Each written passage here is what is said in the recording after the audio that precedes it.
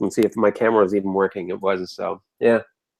Right on, man. Awesome. So thanks for talking to me. Happy birthday, dude. I know you take us some time. Thanks. So Yeah. I'll give you the 25, 35 today, yesterday. I'll take the picture. Nice.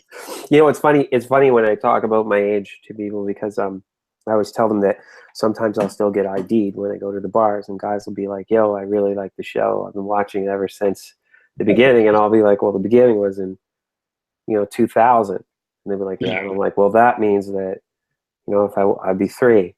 Like, technically, I would have been about 3 if I'm not old enough to bar, right? And they're like, "Well, I don't know. You could be." I'm like, "All right, okay, all right then."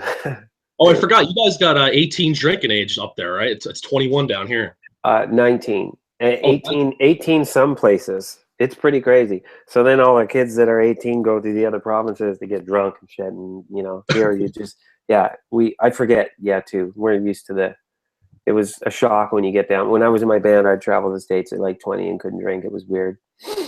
Which band was that? It was Hip Club Groove years ago. That was actually my first question. I was going to say, how can we find copies of that? Well, you know what? I think they're still around on iTunes. Like some of it, most of it actually, you can get all of the entire catalog on DJ Move's sort of band camp. The DJ of the band, he sells everything. Like it's on iTunes and shit like that, and Spotify or whatever. But he sells the entire back catalog. It's pretty cool. Oh, that's awesome, man. Yeah. How long were you guys together for? Oh God, we got together in high school, probably around 91. So yeah, we broke up. But I mean, then it felt like a long time, It was like nowadays 5 years seems like 2 minutes. But we were together from about, I think it was actually 1990 until about, I think we broke up in 97. And that's when, we all ended up in other bands and other things started happening. But yeah, so that was, 7 years, I guess. 6, 7 years. That's that's pretty good.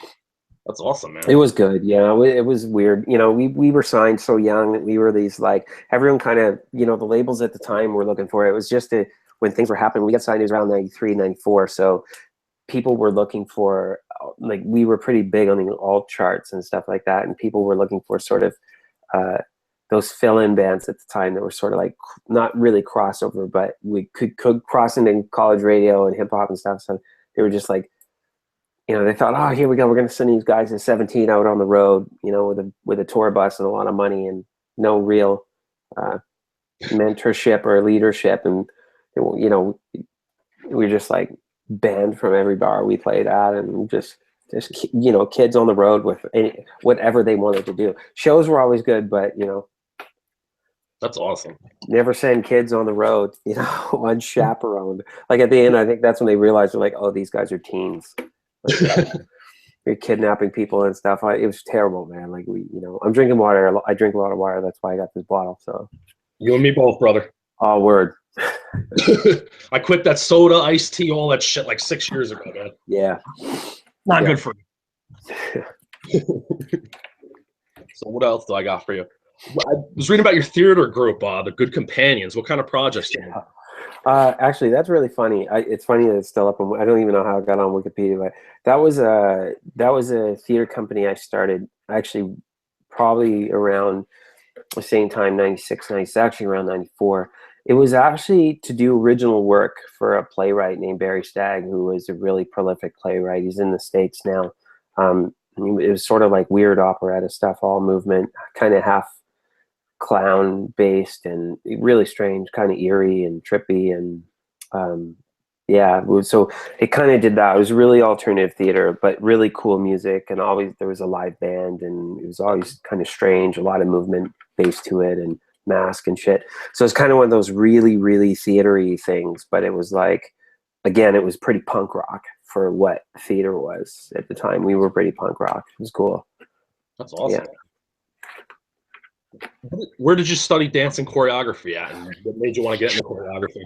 Oh gosh, well, it was because I was always dancing ever since I was young. I guess it's like one of those stories where people are like they're break dancers or they're you know, they do all that shit, but it's in my family, right? Like music and dance is completely in my family. It's a very, very, very artistic family. I come out of like a big, big artistic family. So I kind of was like not really good at a lot of the shit that everyone else was, which was the bluegrass and picking up any instrument and playing it perfectly. Like I sort of was more of the performative thing. So I was doing theater and I was doing music and like voice and writing and all that stuff at the same time. And dance was sort of something that my body took to, basically because I like I said, I was good at like at breakdancing and stuff like that. But then I started really finding connection. I started seeing things like West Side Story at a young age and Bob Fosse and things. I started seeing a weird connection, and then, you know, I started studying a little more, basically by myself, like in the library and videos and shit. And then, yeah, I realized I was half decent at it. I was starting to get work, and I took off. I trained at a lot of dance studios, mostly on scholarship. I'd go in and be like, yo, I don't have the money. Can I train? And then I ended up out in Calgary dancing with a company there. And I did, the bulk of my training was there. I dropped out of theater school twice. And, yeah, it wasn't kind of giving me the stuff I need. And dance sort of covered all that for me. And then, yeah, I basically would kind of be a joke. Like I was always making a joke. Like I ran away to be a ballet dancer and stuff, you know? And then it was like, but yeah, so I'd be like, you know, I'd be doing Trailer Park Boys, and like the first 2 seasons of Trailer Park Boys, I mean, that's my dancer shape. Like every year, my body changed depending on what I was doing that year for dance, because you always have to train, like you're lifting people, and then there's stamina shows and stuff. So yeah, pretty cool. So I'd train in like, so I was really training in like jazz and West African and mostly Black vernacular, and that's where my study came from. And then I got into choreography because it was, you know, it was just the same things, telling stories. Like, yeah, I clicked for that. So That's awesome, man. How'd you get oh, into I'll tell you one other thing. In fact, the first work of Cory in the first seasons was all physical. Like I was really into physical theater, and I was really into movement. So it was kind of like one of those things where I was like, I'm only gonna, you know, Cory's gonna be really physical, meaning I'm gonna be as minimal as possible. But it was all like, it was just me really being a dancer, like cutting out my lines and really just using reaction and body and stuff. So that's where that all kind of came from. It's just playing with what I was training at the time, which was a lot of like clown-based dance, really, which was funny and interesting and really awkward. So that's where that all comes from. You know, it's pretty cool. That's awesome, man. Yeah. I love hearing the story. Like, I didn't give you the spiel I usually give everybody at the beginning of the show. This is my favorite show. I've been watching you guys for just fucking years, and I started doing this little show just to interview you all because I just wanted to talk to y'all. That's awesome. Yeah. Well, thanks. That's cool. I'm knocking you out one by one by one. We're slowly getting there. So awesome. Well, how'd you get into stand-up comedy? Oh gosh, how? I think I just wanted to do it. I tried it a long time ago and I bombed, and then I tried it again and I bombed. And I think it was one of those things where, you know, people are always like, man, that'd be funny if I got up on stage or whatever. And I kind of wasn't thinking about that. I really love, I love, you know, Richard Pryor. I loved Eddie Murphy. I loved Chris Rock. I love stuff like that. And most of it would come from, it was really me testing out what I was writing for screenplays and stuff like that. So like a lot of my screenplays are satire. So then I would basically take those moments and, you know, or if I had an idea for a show or series or things like that, I'd just talk about the things that I want. And then, yeah, really it's just working out the joke aerobics. And then I went to a few open mics and I didn't say who I was. Sometimes that's the sort of brutal thing about comedy, is that you'll get a pass right away depending on who you are, and you might not necessarily be good at all. So I just kind of go up and be pretty quiet about it and just do my stuff. And once it started connecting, that's when I was like, okay, I'm pretty, and it's so fun, right? And mostly I go to a lot of comedy, and that's to learn. Like I really learn. I listen to what people respond to, and I learn a lot. Mostly, I learn a lot from new comedians. You know, it's like new comedians are just, oh yeah, just they go up to fail. Like that's what's so good. They go up to fail. They've got nothing to lose, and sometimes they just, when they miss the mark, it's really endearing. But when they really hit the mark, it's like, wow, you're watching growth a lot on stage. So I find that's so it was really me just going, this is really great. And you know, at the same time, it's like, you know, when you come from dance is, you always train. No matter what, you're taking class. Like if you've got time off, you go away and study it in intensive. And, you know, I'm working in television, I'm working as an artist on TV, or on stage. It's basically like training. Like you're going up on stage and you're keeping your chops up, you're keeping your timing up. And it's kind of like, you know, I sort of feel like we owe it, or at least that's my way of thinking, is that I owe it to people to constantly keep on my toes, to keep getting better. So, you know, you start to be stale, and you're just, you know, it's like, okay. So I always want to be on my toes and bring something new. And every year I'm getting older. So if I come with a little bit more knowledge, like generally things will be better or be changed. I'll be better with my, you know, I might be quicker with my jokes, or I might have something new. So it's always just keeping in, like, it's basically keeping in shape. If that makes sense. Yeah. It's just like playing me. I play like guitar and stuff too. So just everyday practicing scales and whatnot, just to keep yourself going. Basically. Absolutely. Yeah, absolutely. Right this on. is like playing gigs. Yeah. Yeah. What else do we got here for you? There's going to be some weird questions in here because I take some from the fans too. I'm not going to give you the really fucking stupid ones. I'm sure you're sick of that shit. Well, it's all good, man. How annoying is it when people stop you on the street and say, "Smoke, let's go"? It's funny. That's funny. That's a good question.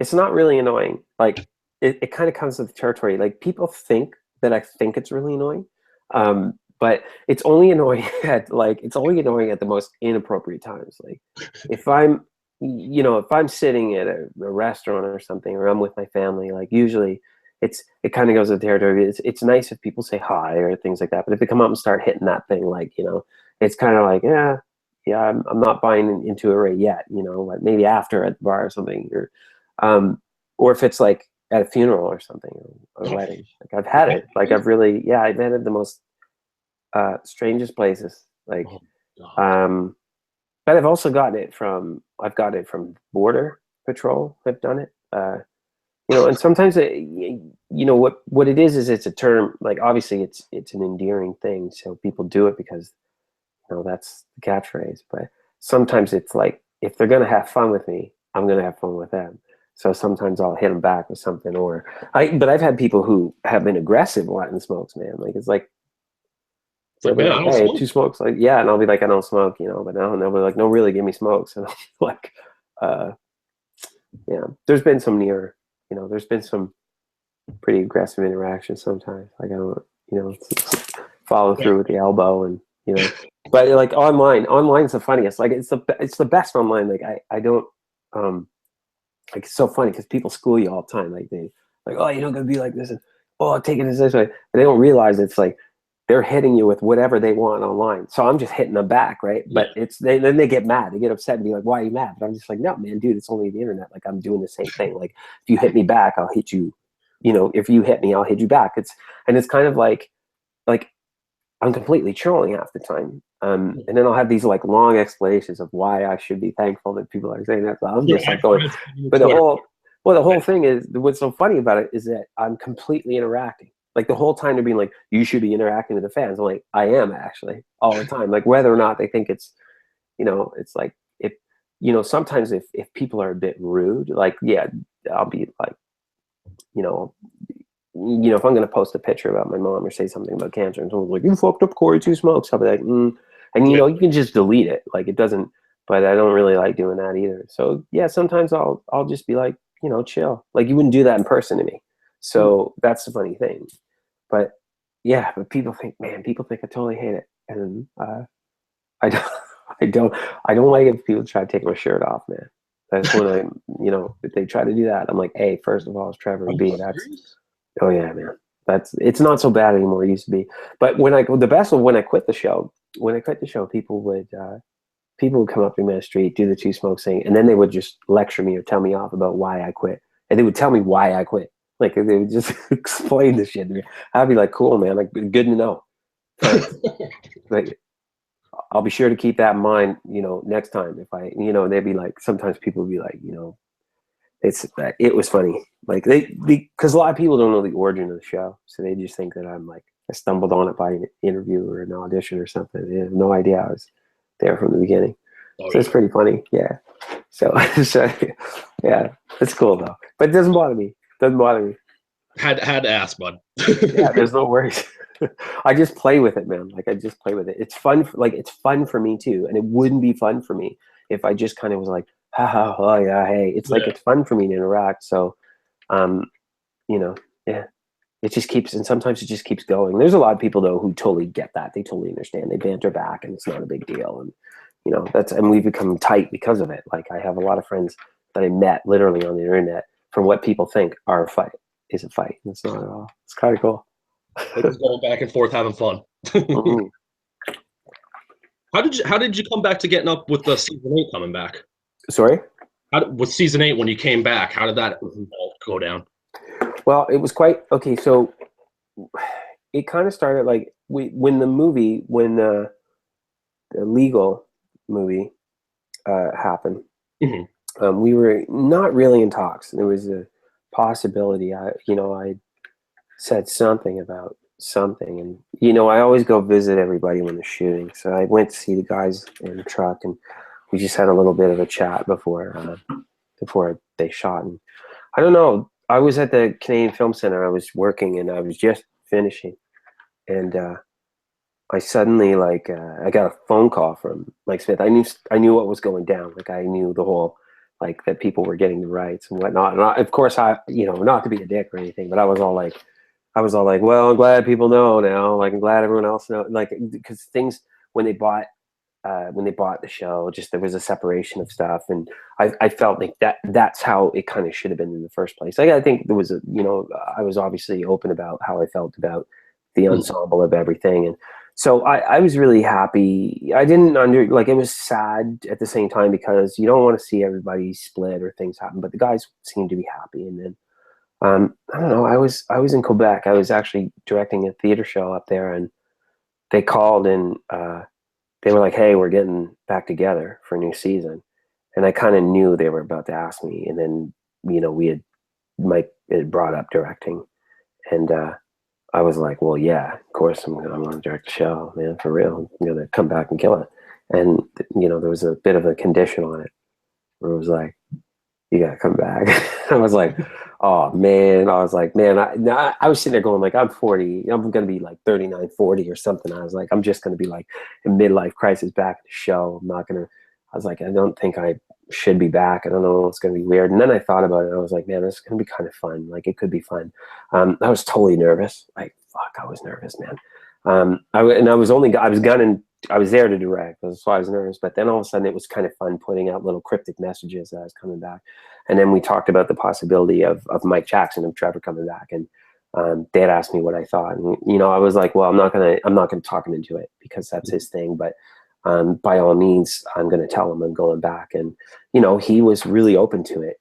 It just wasn't for him at the time, and I had to really think about whether or not I wanted to go back without him or not, and we just thought, yeah, I thought I'll give it a shot and just see. I was like, I'll do one season, and uh, first, soon as I got back and I threw the glasses on, I was just like, I was filled with a real nostalgia of being there. And I worked my ass off that season to be funny. Like because I was really having fun. I felt like I was having more fun than everybody else. It was awesome. That's So, awesome. yeah, so it's kind of like, and it is fun again. It's so much different than it used to be. Like we're laughing we were before, but we're laughing all the time now. It's like, and there's still things to navigate, but yeah, I like being there. I like being there as a sort of morale booster. And it's kind of fun. Yeah. That's awesome, Cool. man. Yeah, I love being back. What was I wanted to ask you next about directing the episodes? What was that like? What was the great parts about that? Anything suck about it? No, nothing is sucky about it. I mean, what's crazy about it is that like it's hard, but it's kind of like, so for in my way of directing is different. Like we all have different styles, all the directors. But for me, my directing, my number one teacher as a director was the person I watched most, and that was Mike Clattenburg. So, you know, so there are things that he did in the first season that like I can't emulate. There's no, and it would be wrong to emulate it, but I can honor it. So there's like little things that he did that I mean, I study his first seasons, the first three. I just study like every moment and every detail, and I go back and relive it, and I go back and remember it, and you know, I try to take that with me in the show when I'm moving. Now, I have a different style of directing. I'm pretty mellow, so it's like normally you direct a show, it's like 5 pages a day. In the trailer park, like I get a big bulk. So some people on the show will get 8 pages a day, and I get upwards to 20. So it's pretty crazy. And, you know, I get a lot of the stuff, like a lot of the stunts, a lot of the tanks, and a lot of the shooting, and a lot of the stuff that shows up in other episodes and things like that, because we cross over. Like, you know, the gunfight with Sebastian, things like those. And really it's just about, I'm pretty calm, but I also remember what Mike used to be like. So I always took that with me when I went on to direct. So it's kind of, it's not that it's hard. It's always difficult. It's always challenging, but it's always fun and rewarding. Yeah. And it's fun trying to find your voice, but maintaining that voice. That's the thing about episodic stuff as opposed to film. Like I can have my own aesthetic and it can kind of creep in, but not really, you know, but it's wicked, man. Like it's always challenging. Like this year was great. I guess, was it 4 this year? And it was like, you know, front end, back end. And the back end stuff, you know, it was one of those things where we plowed through, we really knew each other. It got to the point where when we work together, obviously we work together and I know everybody and we all know each other. Like it's just a real dance all the way through. And I feel really safe. That's the beauty about directing the show, is I feel safe because I really trust the guys and I really trust everybody in the show. But at the same time, they trust you, and they really, like, people don't understand that they're really sensitive about what they do. They really want to know if it's going to work, and they defer to you for that. So it's not just like, oh, we know what's going on. It's like they give a fuck. And that's one of the best things about directing a show, is that they're constantly like, not sure, are you sure this worked? And you're like, yeah. And then you just kind of get them to a relaxed place, and they never know. Nobody ever knows whether it's really good. And that's a privilege for me because I get to see it from the outside as well as be in it. So it's kind of hard sometimes when I'm sitting in it because, you know, I'm trying to be like, in my episode, you'll always see me kind of lingering in the back. And it's because I'm like, you know, I'll put my finger up here, and it's because I'm just watching everything, right? And it's really tough, but that's the beauty of it, is that I can, I feel like I'm the luckiest person alive and the luckiest person in the room, because I get to be a part of a part of what's happening in the moment, and I get to be a part of building that moment, but also I get to share that moment and experience it the same way they are. So, and when you're directing, you learn 1,000 times more than everybody else, because it's like they're all doing new things and you're picking up from them. It's awesome. So yeah, That's awesome, man. yeah. I love your answers, man. You're fucking giving me a great conversation here. Oh, awesome, good. What's next here? Do you still keep in contact with Michael Jackson? If so, how is he, and is he working on any projects? Yeah, he sure is. I talk to him all the time.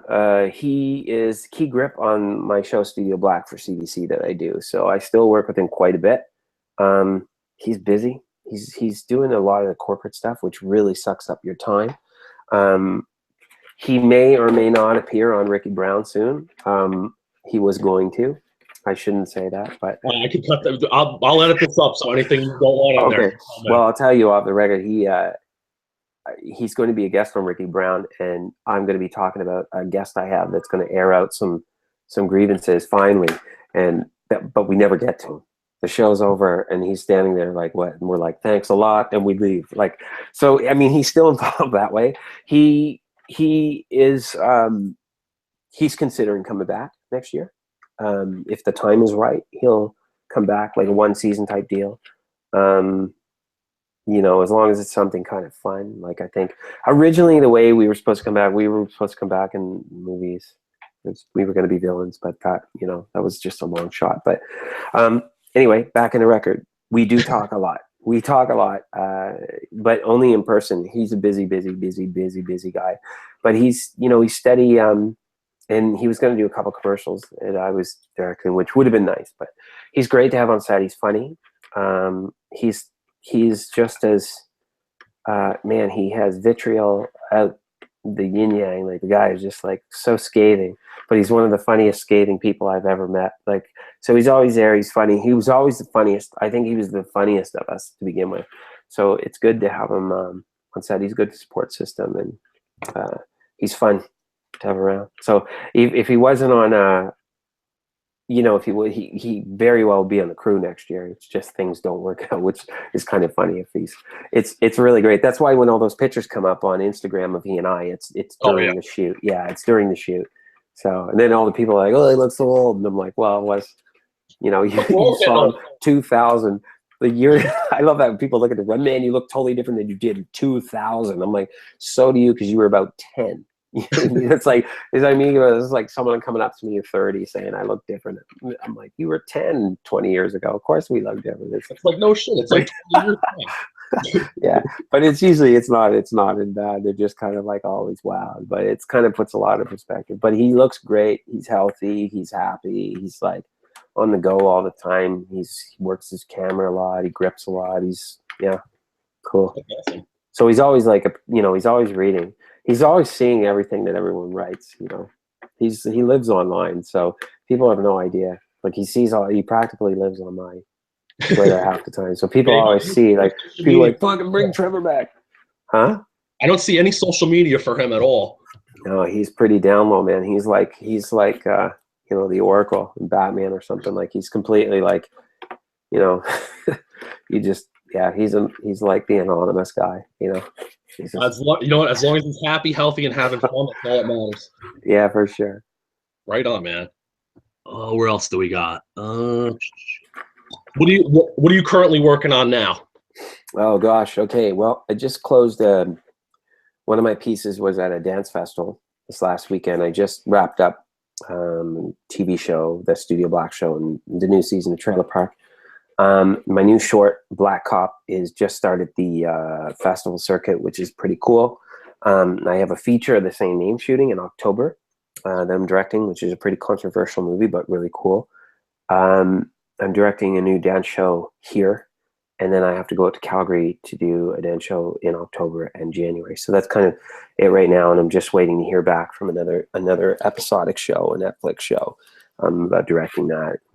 And then I just got offered a new role in another show that's kind of really fun and interesting, a little Breaking Bad type thing. So, yeah, that's kind of the like with those yeah. So there's always a lot going on. So it's kind of like I take.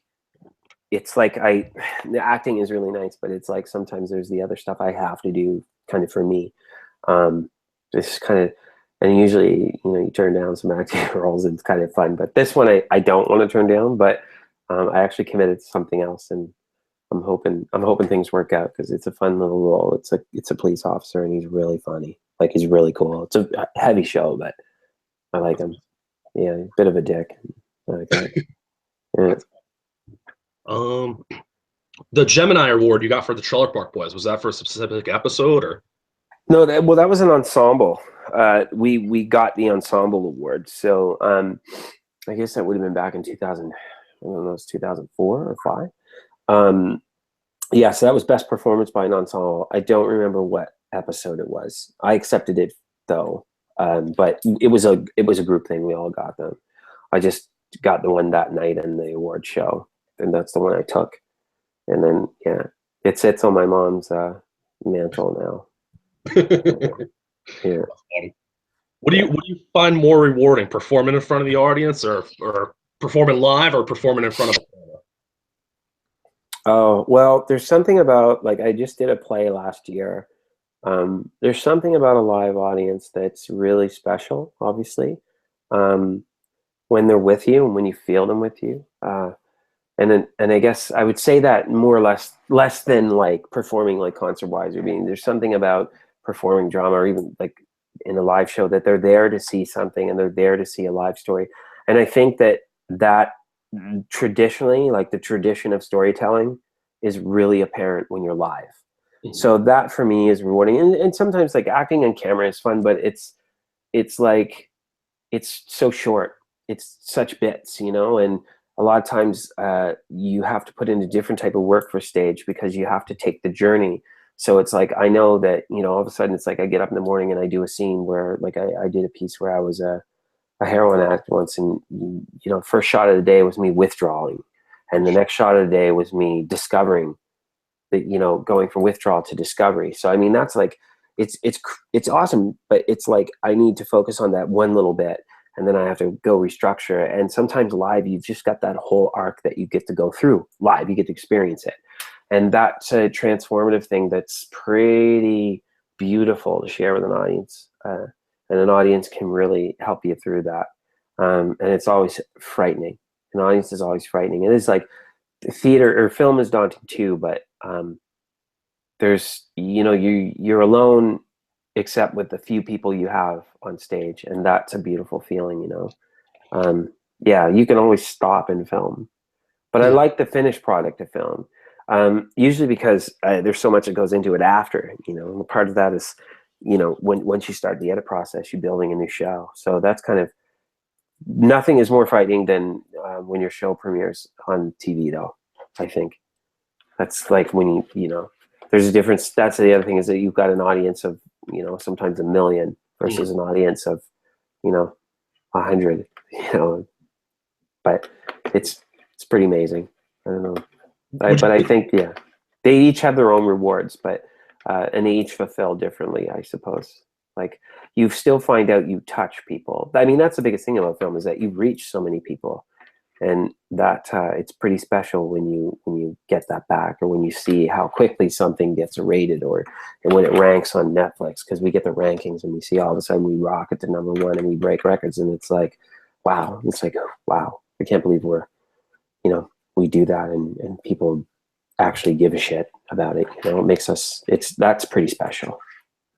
What would be the biggest difference you'd say from going from just making, you know, a show on, you know, Made with Grants to doing it on Netflix now? Is there any big differences, or? Yeah, there's huge differences. There's differences because all of a sudden more people, more voices are involved, Okay. and becomes, once it becomes a commercial thing, you know, there's stakes. So people are investing in it. So then it becomes a product, you know, more than a project. So that's the difference, is your project suddenly becomes a product. So it's not that it's mass produced, but it kind of is mass produced. So then there's people, like, there's so many different stages of, you know, the counting of promotion. Like, all of a sudden I don't know anyone in the promotion team. Like I have no idea who's promoting through Netflix. I have no idea. Like, I don't even see. I just know that I have to send a bio into someone sometimes, and I have no idea what it's for. Like, we used to be that we had to make all our press ourselves and do all this shit and print our shirts, and so that's what's kind of, the thing about it is it becomes a large scale operation, a multi-tiered operation, and yeah, so that's different. But at the same time, you get more opportunity as well. Like, we're lucky because we get a certain amount of freedom, because we're really, really involved in the production. Whereas some shows, you're just like, you don't even know. Your job is just to go say your words and go home. And in this show, we're really, really creatively involved, and that's dope. You know, That's and awesome. they trust us. Like, Netflix trusts us, so that's pretty cool. You guys been doing something right for what, like 15, 16 years now, so they should trust you. Thanks, that's awesome. Okay. I got probably like 6 more, then I'll stop bugging you for today. Cool, no worries. I got a baseball game later, so you know, this is getting me. That's why my voice is so low right now. I'll be screaming my face off, because really I'm just there to make jokes and diss the other team, and you know, just real. And the other team, you know, you get them howling and you get them laughing really hard and they miss their shots and miss their swing, and yeah. So preserving the voice for that, yeah. That's fucking funny.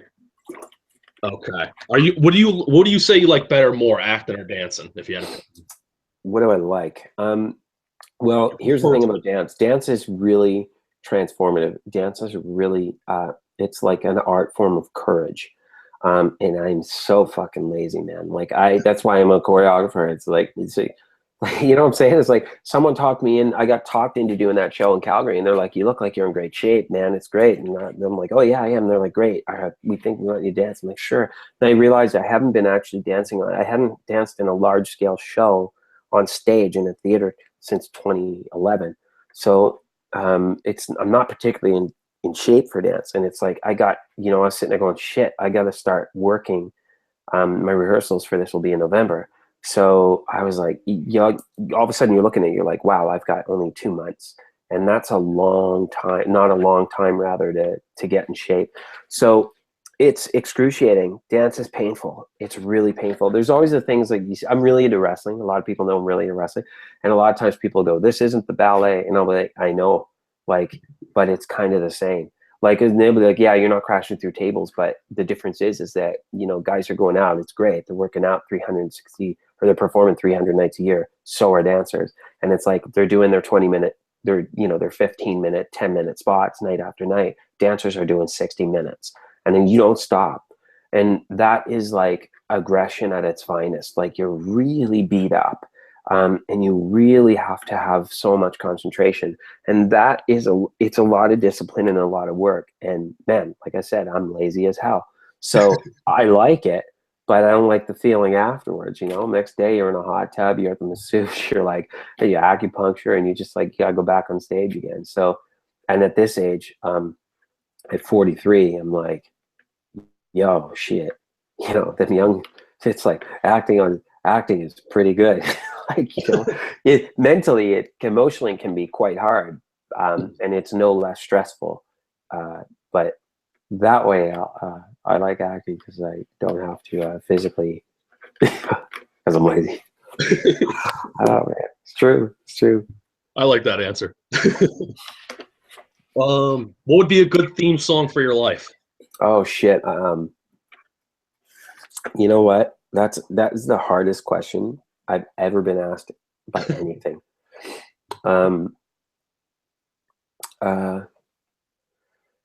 Yeah. We come back to it if you want. Yeah, maybe we have to. Okay. We're getting down to the weird ones now. So Sure. Are you a bathroom singer? Yeah. Oh yeah. Yeah. Totally. I'm more than a bathroom singer, man. Like, I sing every day, all day. All I do is sing. It's ridiculous. Like, I can't believe I said ridiculous. No pun intended. All I do is sing. Like, I make up a song. It's kind of a joke with me where I'll like sing my order out and things like that in a store. So yeah, all the time. Yeah. Awesome. What else? What famous person would you most like to see play you in a film?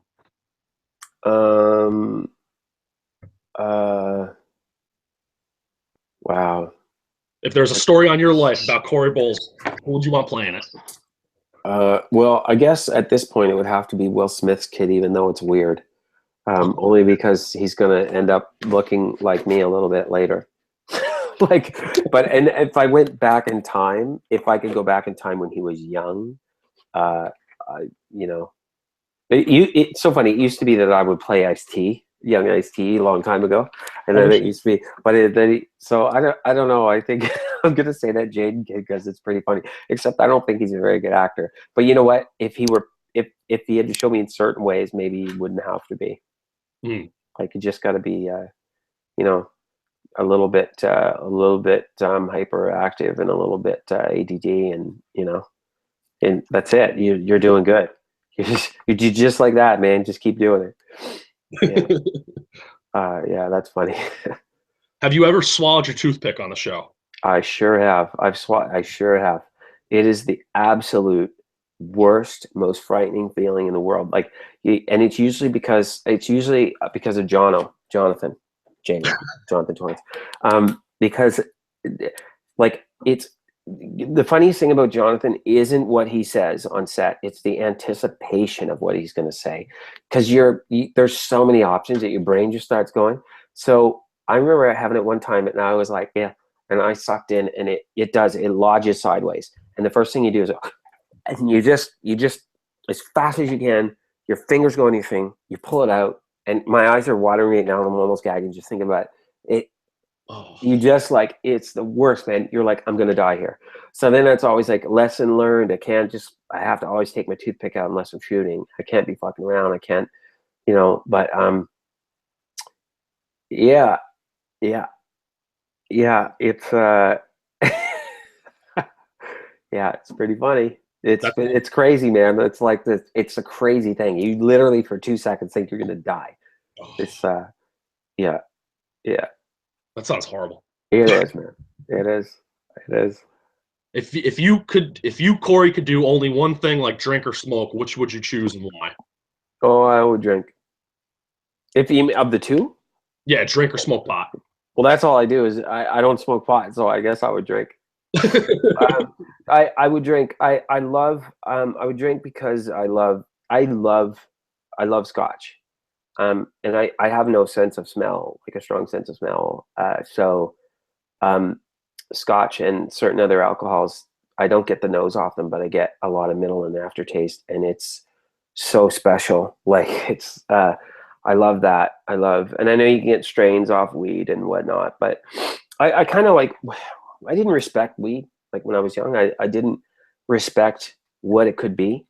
And I didn't like, I don't want to sound funny. This is where people are gonna be like, Corey's fucked and yell, but there's a certain divination of pot and weed that I find, again, is something transcending that I did it to get high, and that's cool. You do it to get high, but there was something about it for me that I wouldn't have been. It wasn't to get high, and I just kind of abused that. Like there were times when I'd use it to get to a state or get to a level, or and I guess in a sense it's a bit spiritual. I guess we'd say non-religious spirituality, but yeah. So I've taken that away from myself, so now I enjoy the scotch and things like that, and I take a sip and I do it when I'm drinking or when I'm writing, and a little bit, and that's good. Right on, man. So yeah, so if anyone, for the people watching, like weed to me is it's a very next level thing. It's a very it's a very spiritual thing. That's awesome. You see a lot of people just smoking all just to smoke, and yeah, which teach their own. Yeah, man. Okay. Yeah, like I mean, I'm all for the legalization of it. I'm all for it. Like, there's a lot of things I think that is good for it, but just personally, it's not my thing. Like personally, I don't. It's not the best for who I am either. I have a very fast and near manic state as it is. So mellowing out or chilling out or things like that, it doesn't work for me.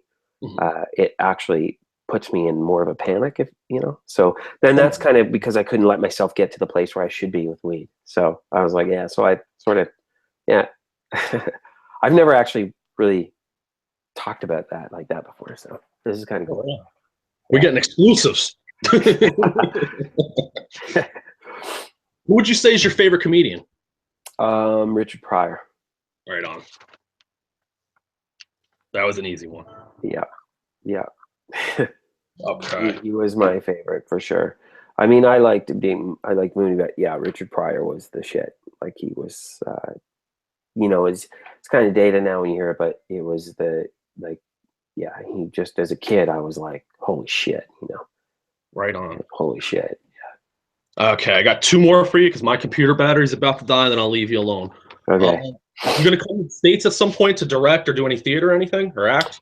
Yeah, I get a few offers on the table, and I'm just sort of waiting to hear. If so, I would be coming to Los Angeles to do some shooting, and possibly New York. And other than that, I think I'm going to be heading down to the States with the guy's show, just to hang out and be there. I might bring my glasses. You don't know. So yeah, so soon. But I do get interviews, and mostly it's I'm really fortunate to be busy in Canada. I'm always busy, so I'm lucky. That's awesome. Yeah. And I got one stupid question for you. Do you think Yeah. you're cool enough to shoot Julian's gun? No. As a person, as a character, no. No, the character should never. No. It's not even that he's cool enough to shoot Julian's gun. I think, like, here's the funny thing about Corey's actually really competent. He's just really stoned. And it's just he's gone. Like, he's really stoned. He should be able to shoot Julian's gun. He can do a lot of good things with his hands. He's like Bill. He's just kind of like, but he's very chill. And yeah, I don't think again him just be like, what's up? He just would clown. So no. He should stay away from all that shit. That's funny, dude. He should get a slingshot or something.